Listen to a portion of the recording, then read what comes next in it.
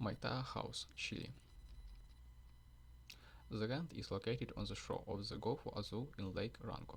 It has a elongated shape that gives it a relative perpendicular orientation to the lake. In its upper part, it is densely populated with large native trees and has transverse slopes.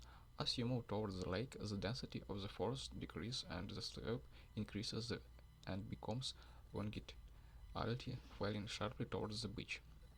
This causes the land to be spatially divided into two different situations. In the upper part, which is where it is accessed, the land has greater intimacy and connections with the forest, while in the lower sort the steep slope opens and land to beautiful distant view, and the space escapes with great dominance from a landscape. Given the beauty of the forest, the first decision was to intervene as little as possible in the place. With this promise, there is a tree-free strip of approximately 6 meters that is also advantageously located in the directions of the contour lines. This free space is then used by projections a narrow and long volume, which avoids cutting trees. As if it were a fallen trunk common in the southern forest, the project proposes a wooden bar suspended between the trees, used as a covering, the large shingle, common in local constructions, which is left natural so that over time it takes on the characteristic grey color and dry trunk and blends into the landscape.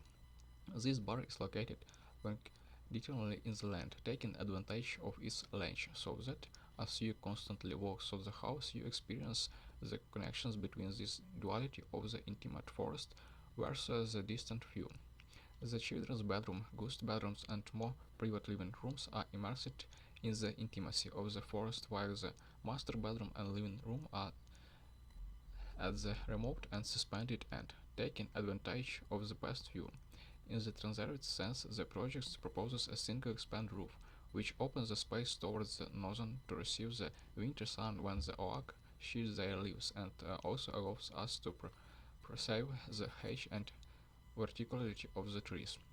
Programmatically, the house was designed to be able to be divided into two, so as to have the flexibility of using it completely when the whole family is there or in a parts when fewer people use it. Both sections have independent access and service areas that allow autonomous operations of the parts, which is very practical when two families share the same roof.